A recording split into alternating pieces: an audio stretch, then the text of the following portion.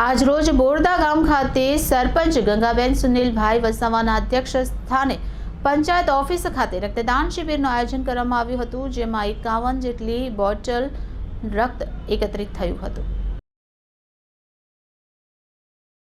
તાપી જિલ્લો કે જે સિકલ સેલથી પીડાતો જિલ્લો, એમાં સતત બ્લડની જરૂર પડે છે, ત્યારે આજ રોજ બોરદા ખાતે યોજાયેલ રક્તદાન કેમ્પમાં સરપંચ શ્રીમતી ગંગાબેન સુનિલભાઈ વસાવાના અધ્યક્ષ સ્થાને પંચાયત ઓફિસ ખાતે રક્તદાન શિબિરનું આયોજન કરવામાં આવ્યું હતું। યુવા આગેવાનો શ્રી ગણેશભાઈ વસાવા, સુનિલભાઈ વસાવા, સરપંચ ગેમેન્દ્રભાઈ વસાવા, બાવલી પંચાયત સરપંચ રુસ્તમ વસાવા, ફતેપુરના સરપંચ કુંદનભાઈ વસાવા તથા યુવાઓની સમગ્ર ટીમના અથાગ પ્રયત્નથી રક્તદાન શિબિર સફળ રહ્યો હતો। અહીંના 14 ખેડા એટલે કે ગામના યુવા મિત્રોએ ઉત્સાહભેર રક્તદાનમાં ભાગ લઈ ટૂંકા સમયગાળાના આયોજનમાં પણ 51 જેટલી લોહીની બોટલ રક્તદાન કરવામાં આવ્યું હતું। સ્વાગત પ્રવચન તથા સ્વાગત વિધિ માજી સરપંચ ગેમેન્દ્રભાઈ વસાવા દ્વારા રક્તદાનનું મહત્વ સમજાવી શિબિરમાં આવેલ એલજી પટેલ રક્તદાન કેન્દ્ર વ્યારાના ડોક્ટર તથા તેમના કર્મચારી તેમજ ઉપસ્થિત આગેવાનોનું આદિવાસી પરંપરા મુજબ ગમછો આપી ટોપી પહેરાવી સ્વાગત કરવામાં આવ્યું।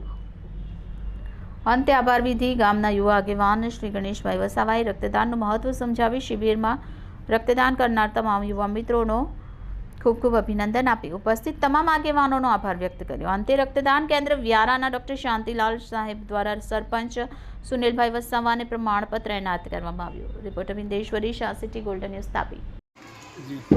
આજે બોરદા ગામે બ્લડ કેમ્પનું આયોજન થયું અને તેમાં 14 ખેડાના યુવાનોએ ખૂબ ઉત્સાહભરે ભાગ લીધો અને 51 જેટલી બોટલનું યોગદાન બ્લડ કેમ્પ વ્યારાને આપ્યું। એવી જ રીતે 14 ખેડાના યુવાનો ભવિષ્યમાં પણ બ્લડ બેંકને આવી જ રીતે મદદરૂપ થાય એવી અપેક્ષા રાખીએ છીએ અને બોરદા વતી યુવાનોનો ખૂબ જ આભાર માનીએ છીએ। જય હિન્દ, જય ભારત।